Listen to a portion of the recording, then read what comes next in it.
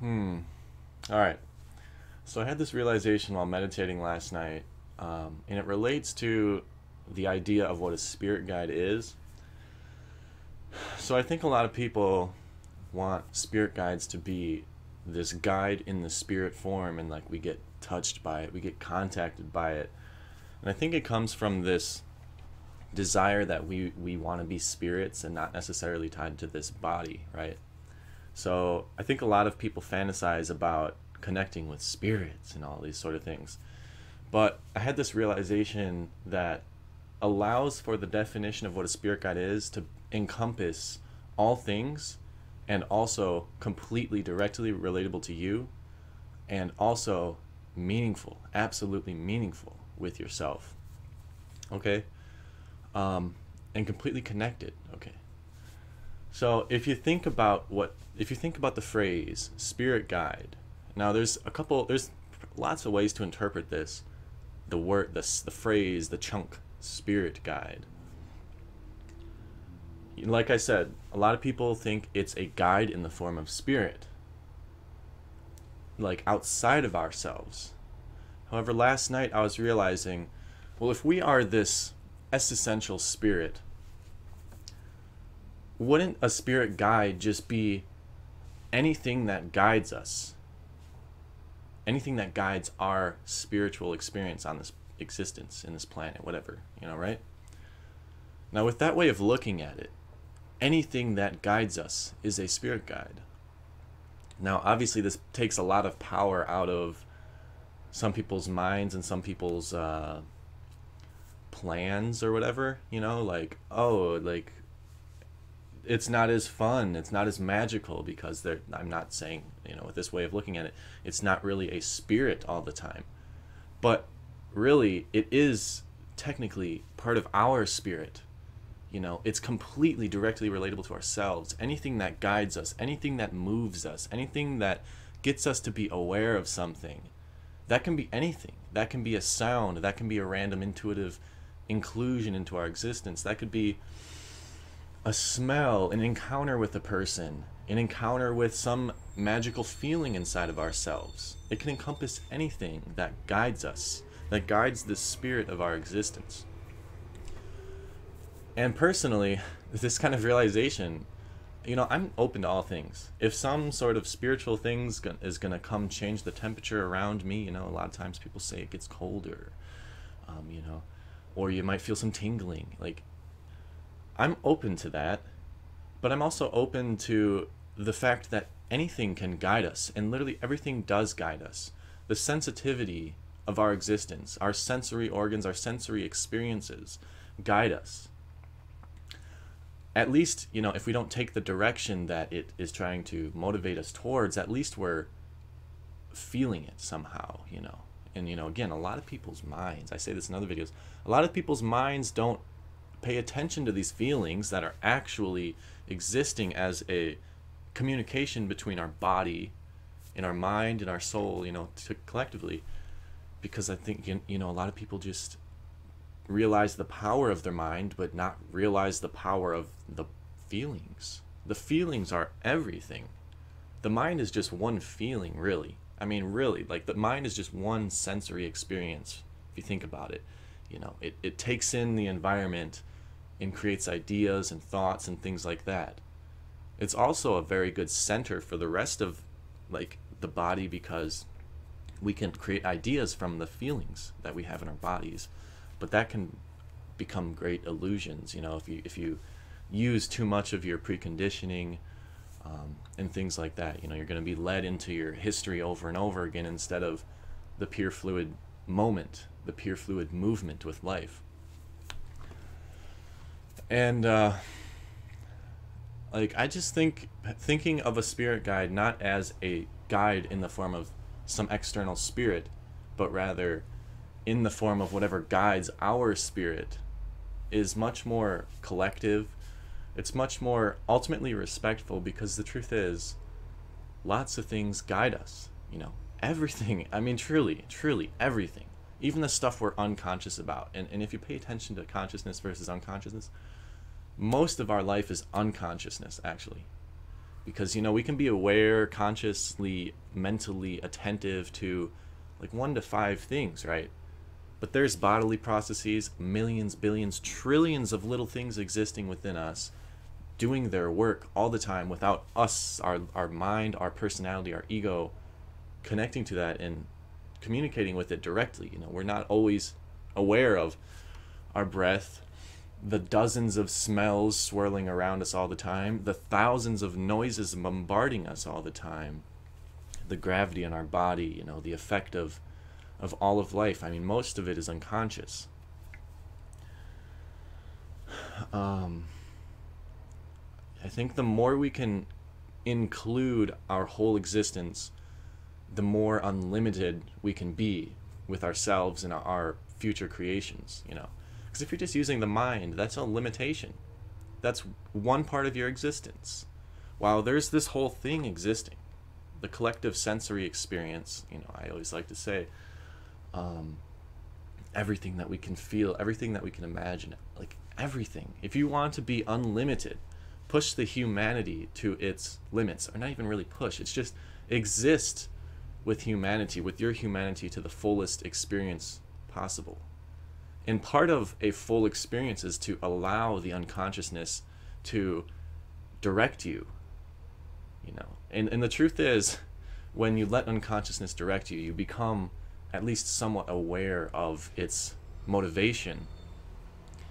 And, you know, the more you can begin to learn your feelings and trust that it is truly a mechanism for your whole existence to communicate with you, that it is truly a piece of yourself, the more you're going to be able to fluidly move with your whole life. And, you know, this doesn't only help with creativity, these kinds of ideas. This helps with just generally fitting into the places you need to fit in at the right time in your life. You know, your senses are here and now. They know what's existing with you and around you, right? And if you're only using your mind, a lot of times it's preconditioning, it's historically related. And that's back there, you know. That's, you might be smart, you might have information about history, but right now is what is existing, and the fluid change of the moment is always constant, you know. The only constant is change, you know. And if you want to be at the right place at the right time, our minds are not the place to be 100% of the time, you know. So it's not only like a creative benefit, it's also a life benefit. The more sensitive you are to your whole life, the more capable you are with your whole life and its potential, right? I came to this realization as part of a pathway that started with watching a show called Stargate. You know, I've been talking about this a few times now. It was season 6, episode 6, I believe, called The Abyss, or just Abyss. And one of the main characters was getting tortured by a different alien race, and they have this technology to revive the dead. So what they were doing was killing this guy over and over and reviving him. But every time that would happen, part of his soul would get like diminished, because just the torment of being revived, it's not like natural, you know. But anyways, another character that had previously gained enlightenment through the process of accepting his death and stuff like that, moved on to what he would say he's just energy, and not an unlimited energy. You know, he said, this enlightened being said, the worst thing about being an enlightened being is knowing what to do but not being able to do it, because like the energy existence can't directly manipulate the physical world. But anyways, the enlightened being was telling the other character, and they have this whole historical dynamic over the past 6 seasons, right? And the enlightened being just recently got enlightened, and was saying, like, I believe in you. Nobody should have to go through death over and over again, you know. And like, you have the strength to carry on and reach the fulfillment of your soul, you know, which ultimately is a transformation into energy, into pure energy, right? Into the capability of transforming into whatever is needed for nature. And so I was just in awe of a TV show in the early 2000s, Spittin' Fire, you know what I mean?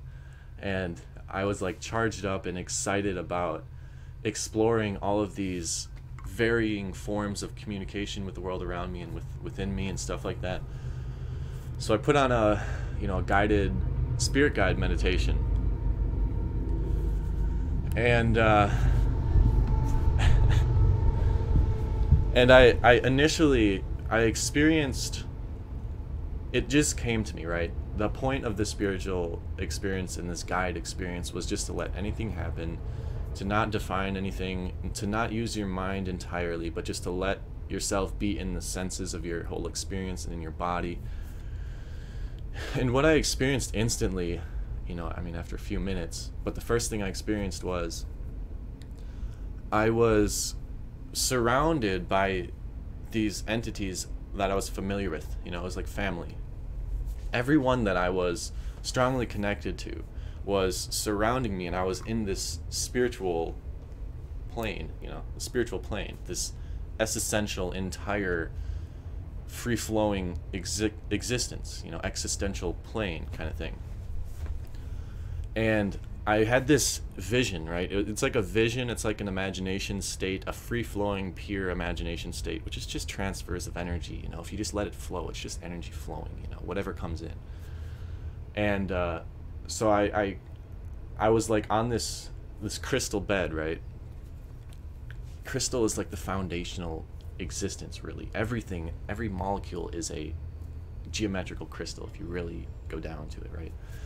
So I was on this crystal bed, and I was just in this space, what I would call a spiritual plane, because it's of the entire spirit, the whole nature of the essence of myself, not just in the thought form, right? I'm not thinking this, I'm existing this, whatever it feels like. And I was surrounded by family, right? And what I mean by family is just what's familiar to me. Familiar, like family. Familiar. And just absolutely beautiful. Because, like, a lot of times what these beings do, just to say, I connect with them, and I like to have some sort of, like, imprintation. And we all just connect. And there's a relationship, too. Because these beings, these experiences within me and of me and around me, the whole existence is giving me what is a direction for my life, right? So I'm entirely grateful of all of these guides within and of my spirit. And my return for them is is me, this thing, playing out the truth of my soul and using their guidance, the guidance of my spirit, to create what my whole existence is moving towards and with, And ever since I've been focusing on the entirety of my existence and really being honest to the community of my existence, not only these beings, so to speak, within the spirit, these reflections, these things, sensory experiences, these communication events. Not only that, but I made a different video talking about the community of our existence. I mean, there is trillions. A trillion is 1 million times a million. It's counting to a million times. There's trillions of cells in our body. And they all have sensory experiences going on. Every cell has a connection to its environment. They let in certain molecules, and they restrict certain things. They have a boundary. They have sensory experiences. They produce things. They share with the environment inside this being, this physical existence, And so ever since I've been caretaking my community, I literally experience this as a community that's supporting my mind and my spirit and my soul, ever since I've been respecting the godly responsibility that I have over this community, right? I choose when it rains. I choose the crops that I grow and eat.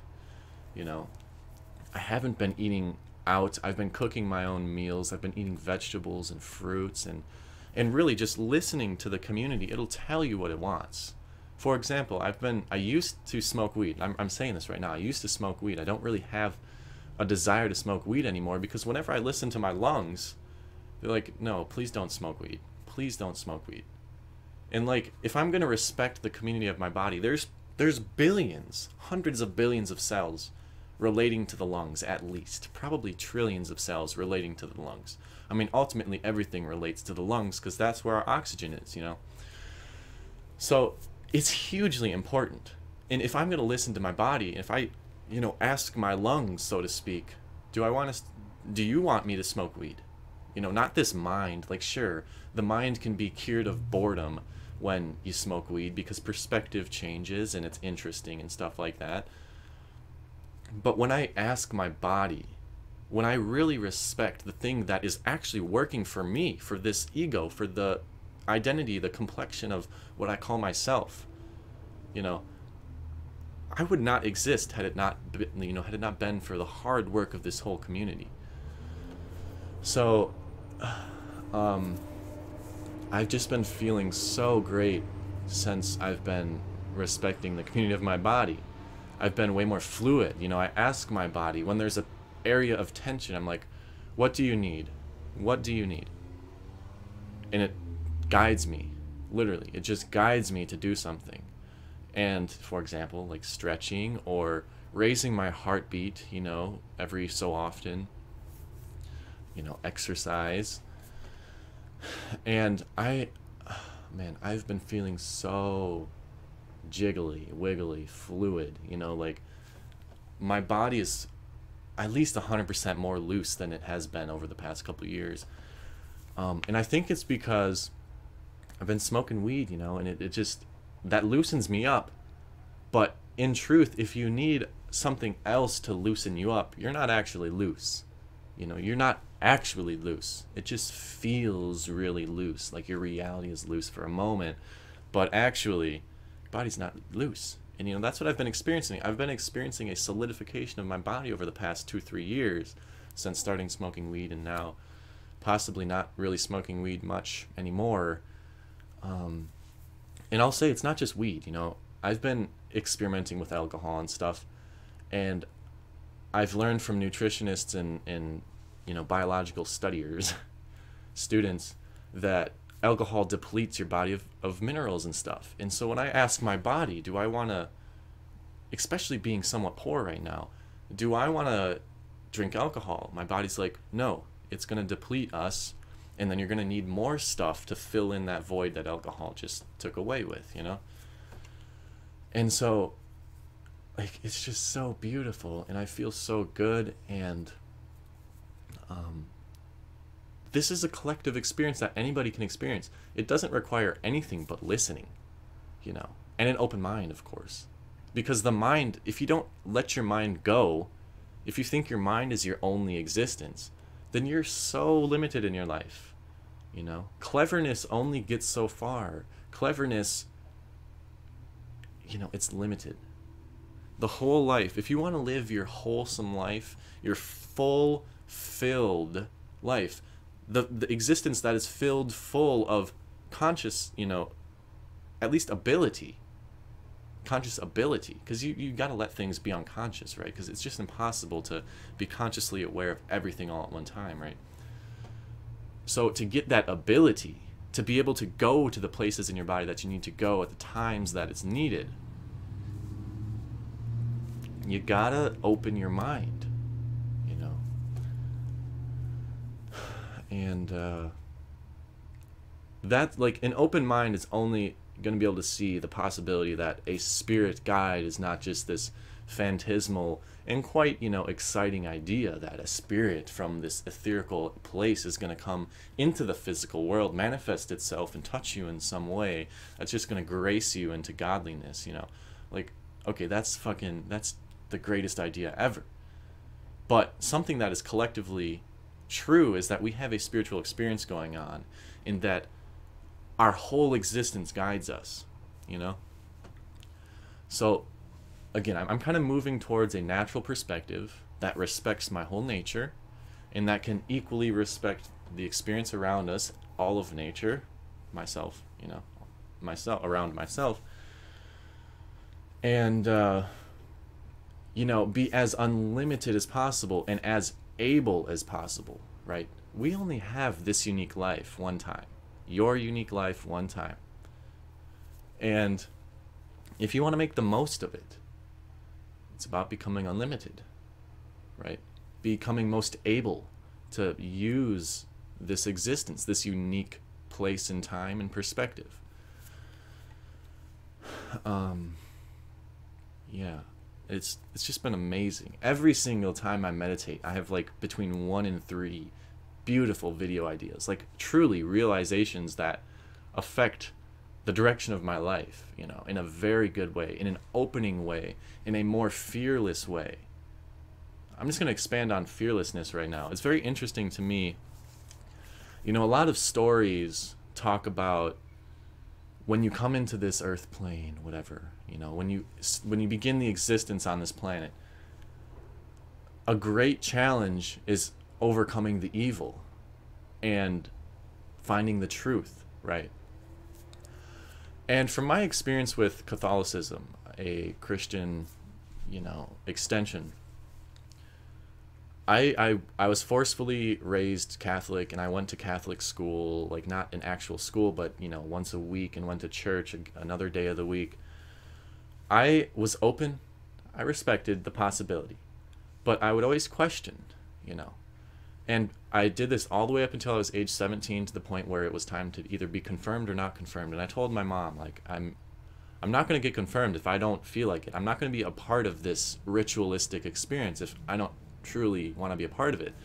And thankfully, like, I'm so grateful that my parents never pushed the idea that I'm going to hell for not doing that, because I would have had to deal with all of that garbage, you know. And what I mean here is, it seems like my experience with the Catholic religion was that the Catholic religion is using fear, because my parents didn't say this, but there's a fear in the Catholic religion as a whole that if you don't follow the religion, you're going to hell, you know? And a lot of religions are like this. And in one perspective, you could say that if you don't follow the basic, like, general respect for existence, that you're gonna live a hellish life, and that's probably true. But at the same time, what is a religion if it's using fear to hold you in? Like, to me, that is an evil force. Like a force, you know, a force that constricts us, that limits our experience on life, right? Some dudes just want to masturbate. I mean, girls too. Like, what's the problem with that? That's part of your nature. That's part of your nature. And what is this structure of humanity to tell you that you can't live your nature? And nature is God. Like, God created our nature, so what are we going to do? Go against the senses in our body? The things that actually make sense to our natural existence? Like, to me, that sounds like a great force of evil. If one of the main selling points of a religion is that if you don't be a part of the religion, something bad's gonna happen to you. Like, that is fear-based experience. That is life guiding, or, you know, motivating you out of fear. Like, that seems more demonic and more evil to me than a perspective that respects nature equally and invites open experience as a whole, you know, as a huge community and as a respectful community within the self and with all others. I'm not saying anything is or is not. This is just my subjective experience, and you know, I'm not saying anything is or is not, okay? I'm not trying to create a ideology at all. What I'm trying to invite is a open creativity. So I just invite you to be open-minded. Feel your whole existence, you know? That's kind of the start. That's something that started sensefulness for me, was that if something's going to exist, it has to make sense somehow because it exists. So if you're going to say someone that you don't understand, you're going to say they don't make sense. Okay, well, at this time in your life they might not make sense, but to themselves over there, they make sense somehow. Whether they admit it or not, they're still moving. They're still existing. Like, they make sense somehow to themselves. So it's just a matter of perspective change at that point, right? So that's kind of like an opening of the mind to changing your own perspective, to allow an alignment with your whole existence, right? Because really, we manufacture perspectives and we call it reality. We go through the schooling system and people say you have to do this, you have to do that, right? And that's literally creating a reality. The truth is in the wholesome actuality of nature. Reality is subjective. Reality is, you can create it, you can change it. You know, this is what sometimes psychedelics can help show people, is that our experience is malleable. The way we interpret life can change. Now, don't expect your own self to experience something like I'm saying on a psychedelic, because everybody reacts differently. But it's just a matter of perspective, you know? Like, truly, if you think about it, my perspective isn't going to make absolute total sense to that other perspective, because the other existence over there, you, the other human, whatever, has your own unique perspective. And again, it's not about becoming somebody else. It's just a matter of allowing yourself to change in the ways it needs to change to then fully use your whole ultimate possibilities, you know? And, yeah, I mean, just listen. Like, be open and just listen. And don't necessarily define things right away. You know, feelings are truly wild. You know, I wanted to say kind of wicked. They're feelings are sometimes a collection of a lot of different things. You know, sometimes when you investigate the feeling, the story continues within that feeling and it sprouts an idea in the mind. Sometimes it sprouts a little imaginary vision, kind of like a story or like a little animation, you know. Especially when you're meditating, you become you relax your body, you know. You let go of the day and you start paying attention to these energy flows in your body. Things get really animated, you know. When you get really close to the sleep state and you're in your brain waves, you know, and you direct those brain waves and your attention into the senseful experience of your life, things just wiggle around and morph, you know, pretty psychedelically, truly. Just morph around and come into your visual existence and then fade away, and then you start feeling your feet and you have this thought about life, and then all of a sudden your gut moves a certain way. Like, that's part of your senses, and it's not just coincidence. Your whole body is working together. You know, the food that was led to this point, okay, let's just imagine my gut up here. If your food is moving along, your body has senses before it hits this bulge that was part of your story. You know, it knows when the story is coming. It's all collectively related. So you have this whole, like, story morphing around together. And when you're aware of it, you know, things come and go in the visual place. Things come and go in the attentive, in being attentive to the organs and organelles of your body, you know, and the muscles and the structural system. As I've been meditating recently, I've been noticing that when I come to a new realization, something in my body loosens up, literally physically. And I think this is part of the relationship where I explained earlier that, I mean, like, I'm experiencing a more loose experience. And weed was not helping me actually experience a looseness. It was just a temporary change in perspective and not an actual change in perspective, you know what I mean? Because the cannabinoids leave your body after a while, you know. That's not going to be your ultimate state. If you're using weed all the time, it's not going to be your true you, you know.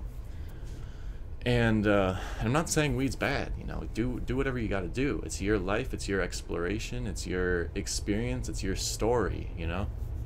And I needed those experiences to realize what they did to myself. You know, I'm not going to say it will do anything to you that it did to me, but over the past few years I've been getting with weed more bodily solidified, more unhealthy, you know, and this is out of respect, you guys. Like, I'm not just letting my life wither away. I needed to experience this out of my own true curiosity, and I came to these places and these realizations, and I'm now on this flip side where I'm experiencing and being more active directly with my you know, with the physicality of my life, like the actual experience, the fundamental foundation of humanity within myself.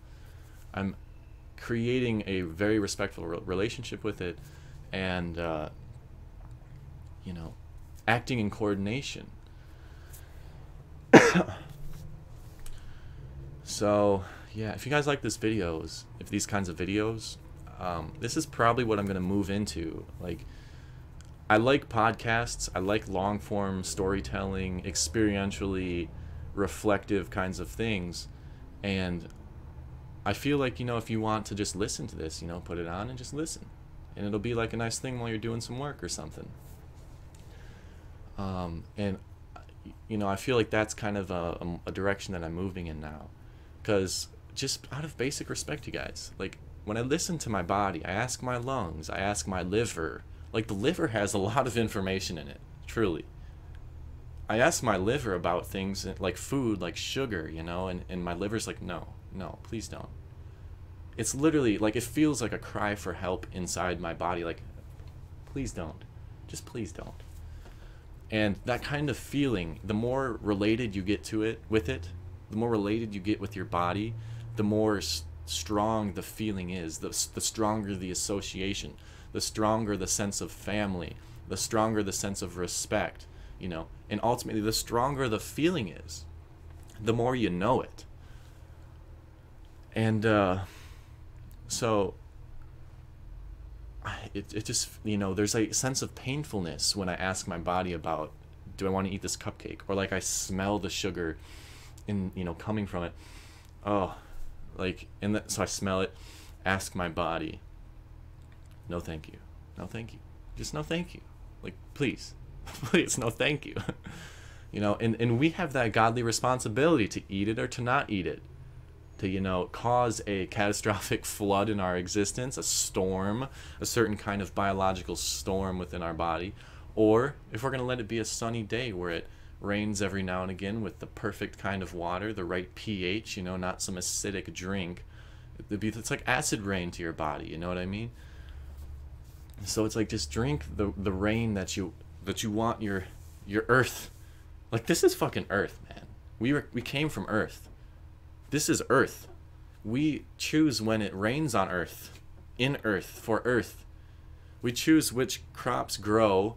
I mean, you could say on your face, but literally, like, the food you eat as well. So, you know, nature is the thing that's going to last forever. Even if it's cyclic, or like we just somehow cease to exist in a few billion years or whatever, or trillions of years, whatever. Nature is the foundational element of existence. It's not the human society. It's not the human collective idea, unless it's a naturally aligned idea. It's not our culture currently, you know. It's nature. Nature is sustainable. If we follow nature, nature is ultimate. Nature is sustainable. Nature is existing and will exist whether our humanity lives on or not. Nature is going to live on. The energy is going to live on. Part of the Stargate episode, right? The enlightened being said he became energy. And the person that taught him in like a season before was this character called Oma. How funny. You know, symbolically, O is a collective experience, and it's also infinite. It keeps going, right? O, Ma. Ma is like mother, right? In the English language. So it's just beautiful. You know, I've been studying language a lot. The foundations of vowels and our relationship to the feelings of sound, and how vowels shape our experience, right? I'm beginning to transform that into guitar playing, by the way, you know. in a few years, I might be able to literally speak a sentence out of my guitar. I see the ability. I see the way of being able to do that. You know, some musicians have come close, right? I believe if I have the time on this planet to do it, I'm gonna do it. It's just something I'd love. It's something, music, muse, you know, communication, relationship, life. A relationship to life is what creates. It's what creates, period. You know, so the stronger relationship you have with life, the more able, the more immaculate, the more beautiful the creations are going to be, the more unlimited the creations are going to be. And so do what you got to do, always, you know. Respect your nature. Just be here for yourself, your whole self. Again, it's not like I'm trying to indoctrinate you. It's a simple if-then statement. If you want to be fulfilled, you're going to have to use your fullness and be able to fill it at some point when it's needed. Fill it with your consciousness when it's needed. Now, again, a lot of it's unconscious, and it's supposed to be unconscious, but when we need to use parts of our body, again, like regulating my diet, I bring my consciousness into the unconscious or the normally unconscious areas of my existence. And it guides me, right? To be more healthy, to be more able, to be ready, you know. If I were to eat that cookie and not listen to my body, I'd probably be more lethargic. I'd be more sleepy. My energy levels would be lower, right? My creative intentions would be lessened. And therefore, I'm more unlimited as a direct result of limiting my experience by not going into these regularly unconscious places, but they can be conscious, right? You can bring your consciousness into the unconscious places.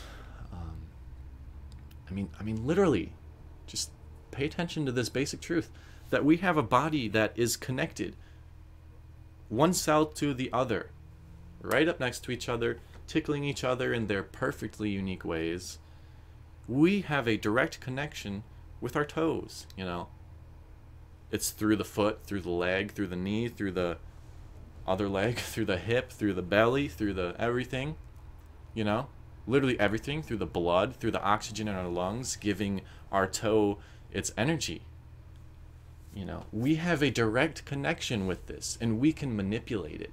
We can affect it by choosing with this godly responsibility to breathe with respect, to move with respect in your entire essence, to give it the healthy water, you know, not the acidic water, not the other, you know, the too basic of a water, but the water that is needed with respect with our body, you know. And of course the food, hugely important. Hugely important. Food can make or break your day, right? If you want to be creative, which is really what we're all here to do in some way, whether it's working a job and supporting the creative whole, you know, you're still actively existing and creating the money out of the register for people, right? You're part of that creation. You're part of that exchange and creation. So ultimately, everybody's creating.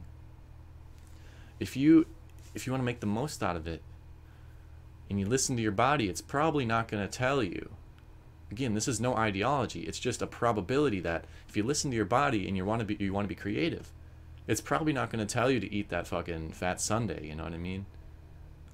I mean the ice cream sandwiches. You know, the ice cream, the whatever, the thing that's going to make you feel sleepy and tired and stuff like that.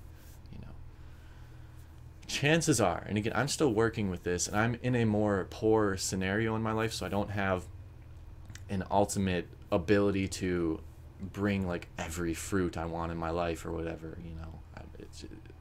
I mean, actually, in a way, I do, because we're living by what we need, and with that general respect, nature gives us what we need. You know, if you use more than you need, you're taking from somebody else. It's just generally basically true, you know.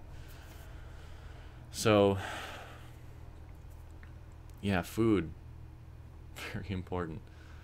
And again, I I'm moving into more of these kinds of videos, and I'm going to let myself segue into things, and it's still a direct relationship to the main video, the things that guide our spirit, right? And I'm grateful to be in this position where I have the ability to speak the way I do. I'm so grateful. And it's just me, it's whatever. It's just this being in this place and time happened to exist this way. I don't really believe that. I don't put a lot of attention into the fact that I'm really good at speaking sometimes. I just happen to have a dad that is a great storyteller, and I have a mom that mimics the fuck out of any sound that exists. So essentially, that's like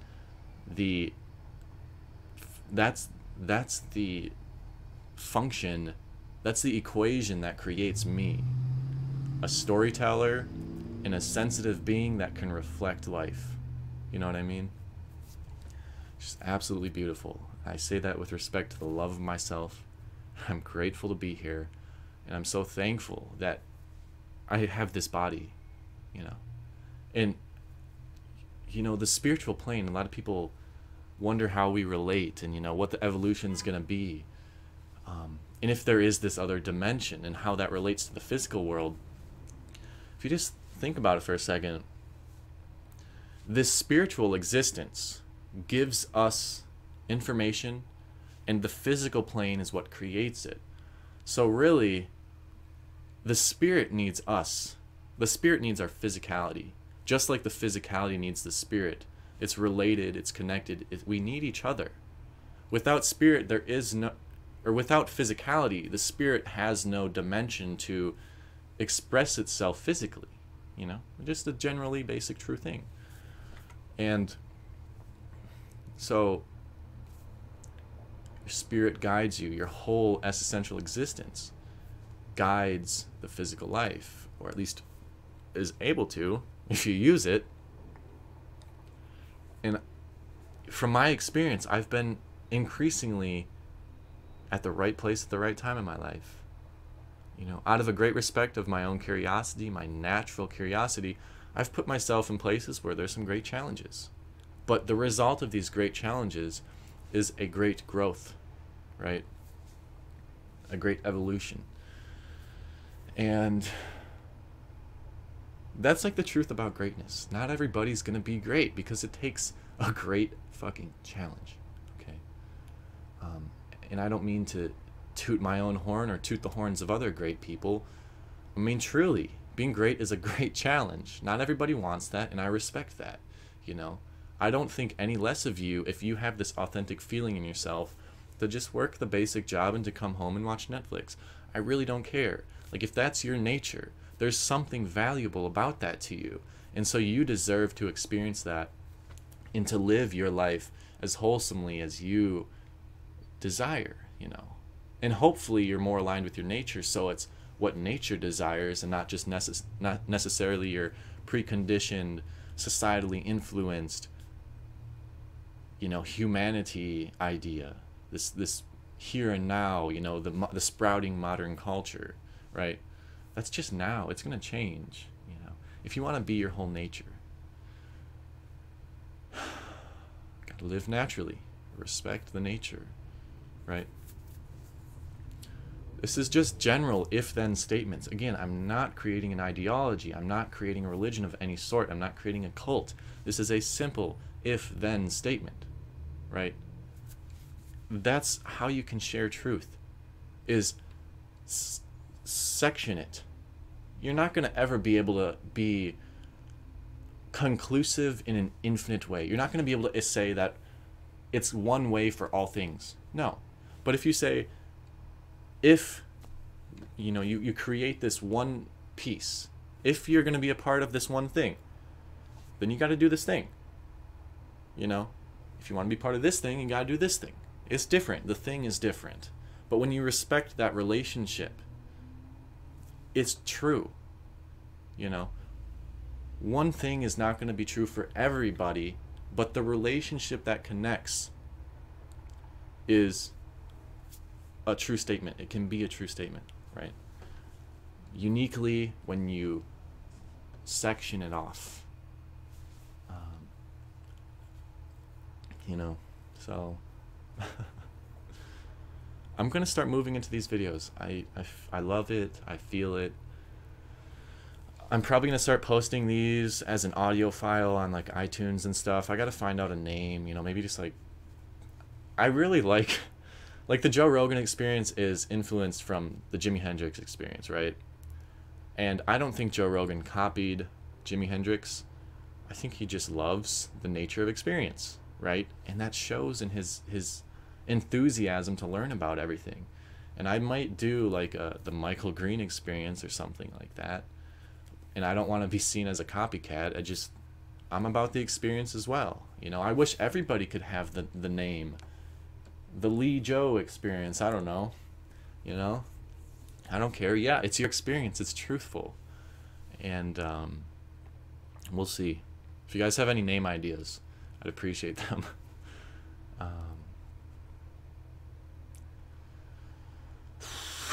Yeah.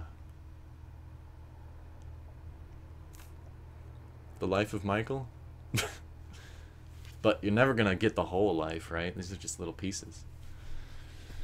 So yeah, something on my agenda today is to make beautiful food for my girlfriend and I. It's gonna be curry.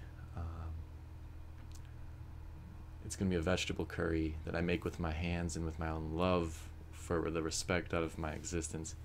And I'm happy and excited to work in that way, you know what I mean? It's very fulfilling for me. I'm grateful that I have a partner that believes in me in this way and values, you know, that creation and values that work, because it truly is a process. It takes time, you know, it takes your energy. And if you were a cook in a restaurant, you'd be getting paid, right? But I'm not getting paid for that, but I support us in that way. I support our couplage, right? So, very thankful and grateful that I have the time in this day to be able to support the health of our bodies and, you know, our nature. So, hope you guys enjoyed this video. I sure did.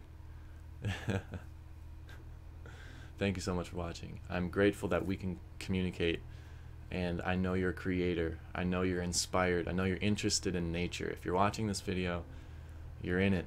You're interested. You're curious, you know, and just keep being openly curious, because that is, for me, that was the root of. It's the root of my future destination is open curiosity and respect, right? I wish I could just keep just existing this way forever sometimes. Wish I could keep talking and sharing everything I know with you, or everything I've experienced, you know, in hopes to give you or inspire your own uniqueness.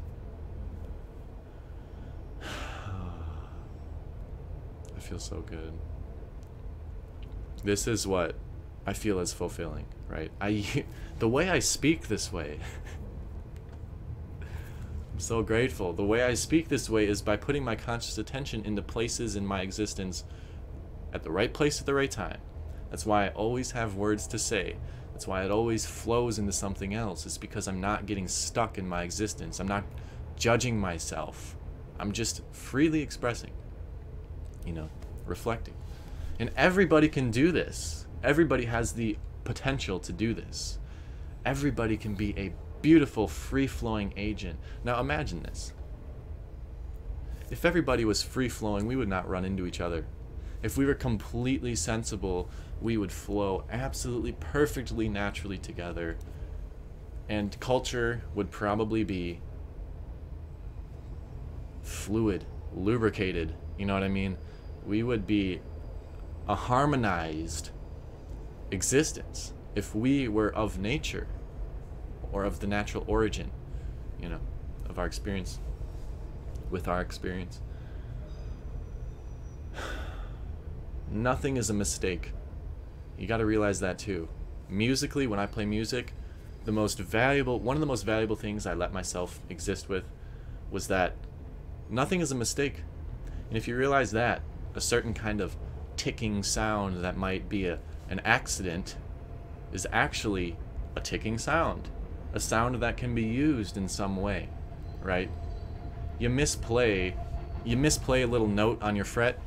It's actually just your finger put on the fret a certain way, and that's a sound. It's a sound that can be used. It's not a mistake. It's just a sound, you know? So if you increase your vocabulary in that way, your expressions become more unlimited, right? And you don't need huge fancy words to express the experience of life.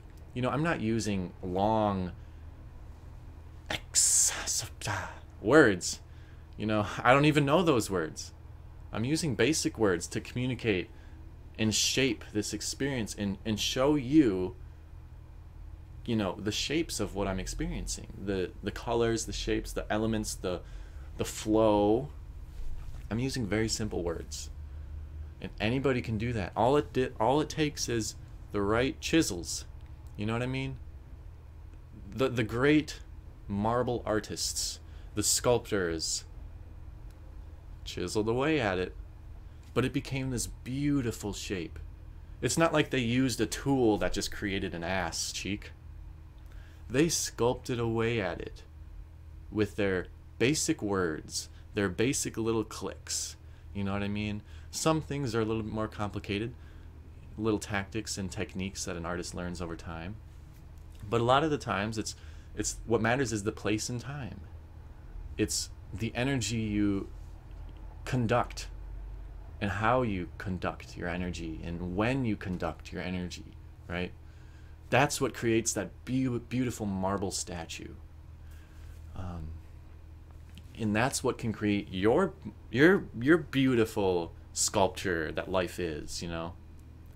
You can use this to sculpt yourself. And it does. Your body sculpts itself. You can change the way you look, at least a little bit, by how you live your life. Literally, if you take that by how you live your life, for example, the obvious thing is if you exercise, your body grows like it exercises. It tends to be more functional muscles, whether you're going towards size or just general strength or functionality or flexibility. If you do something, you change. So if you do something with your existence, if you become more unlimited, your body changes to become more unlimited. At least somewhat, a little bit. It is a truth in change, a truth in action, a truth in cause and effect, you know? So just be respectful. Again, I'm just going to say it 1,000 times. Just be respectful. Everything you do, every thought you make, every single thing you give energy to, ... you give energy to. It grows somehow. It gets used. The channel gets bigger. Your neuron gets thicker, you know. Cause and effect.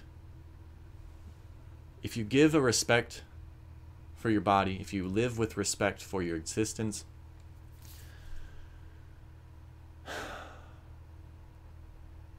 your life will be very respectful, you know.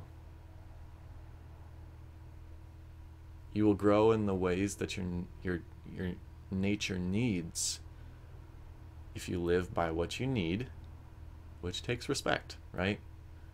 So, and an open curiosity, right? An open mind. An openness to all sensitive experiences in our life. So, I think that's going to be it now. Again, I just wish I could talk a long time right now. But it's about time I get on with making some food, drinking some water. Just woke up recently. I'll probably stretch too, you know. Woo! You see, here's an example of living with what you need. Look at this thing. It's still a functional sweatshirt, man. Now, I'm living in a place where... I'm living in a very wealthy place near Chicago, but I'm in one of the poorest homes. It's kind of funny. And people would look weird at. I mean, people do look weird at me because I'm a 6'6" dude with long hair. These people are used to wearing squarey suits and cutting their hair and being normal, you know, and I come into these stores being the tallest person they've ever seen and with ripped up clothes, and what the fuck is this guy, you know what I mean? It's like, you might get a lot of judgment or a lot of attention, and the truth is, like, this sweatshirt still works. It still keeps me warm. It's hella faded at this point. It's falling apart, and I will need a sweatshirt sometime in the future, a new one, right? But this is how I live. I live by what I need, you know, and that takes a great amount of challenge too, right? You're gonna see people looking at you, and it's really ultimately, if you give attention to that inside yourself, whether it matters or not inside yourself, like really, everybody has things going on in their life, and they're gonna look at you and make a note inside their own head. But really all it matters is if you make a note inside your head. If you make a note of their note, then you're giving power to a perspective that isn't your own. Again, being open to perspectives is very important because then you can allow yourself to change. But if you are living the truth of your nature and you give energy to a perspective that isn't your own, there's going to be somewhat of an energetic battle going on inside yourself that needs to be resolved, right? Which is okay. You can resolve it, you know, just like anything. The dust settles after a while. A huge volcano erupts, the dust settles after a while, right? You have a energetic challenge in your life, a mental situation, a perspective change that challenges your existence. It will settle if you let it settle. But you have to go there. You have to let the process exist. You can't ignore it, right? If you ignore it, if you ignore a catastrophe, you're dead. You know, your way of existence, dead. Simple as that. And I mean, unless your way of existence is that of non-ignorance, obviously, but if your way of existence is ignorance, then probably going to die from a catastrophe, all right? So you have this event changing and shaking up your inner existence, your reality. You gotta resolve it. You gotta be there. You gotta respect it and let it settle. It's really, it's simple. Not simple at all. It's so much. It being life. Life is so much. So variable. So unique. That's why I have to say it takes respect for the uniqueness of it. Because I can't say that life is going to be one way or not, because it's not. What life is, to me, different to somebody else. However, respect can give truth to you and to me. So, again, I'm not creating an ideology. It's just a function. It's like a physics equation for reality, right? It's kind of like that. It's like a mathematical scenario. An if-then, a cause and effect, a this equals that. Not that everything is one way. Now, maybe someday we'll be able to find a mathematical situation that describes all of nature, but we don't need it. I mean, the fucking truth is, we don't need that. We can just exist wholesomely as we are. We don't need to explore outer space. I mean, yeah, maybe we might need to protect ourselves from rocks flying at us. Maybe, I don't know, I'm not going to get into these ideas right now, but like really, we could have a party of a time on this planet if we just exist naturally. Like nature did. The forests would be beautiful, the animals would be more stable as a population than they are with humans acting the way they are right now, right? So change always happens, but natural change, in my opinion, is much easier to deal with than a change that is just some fucking ill idea from a human one day, you know what I mean? It's sure, we can create anything, but should we? The true question is, should we? And also, a greatly easy thing is, do we really need it? You know, do we really need the laser beam? Maybe. I don't know. I'm not the dude who focuses on that kind of stuff. But we need to have these questions. We need to have these conversations, at least, which bring up the questions. And thank you guys so much for watching. I'm glad we can connect. Let's create our beautiful lives, and collectively it will become great beauty. Nature is always beautiful. So I'm gonna have more realizations. I just gotta stop the video, because if I tune myself to the realization tune, it just flows. You know what I mean? So I gotta get on with my day, I guess, and let the realizations come at a different time. Because, you know, activity and work is part of life. So here we go. All right. We're done. We're done. Okay. I really don't want to be done, man. Someday we will come back. And love you all. Peace out. Enjoy your life. Be curious, open, respectful. And peace out.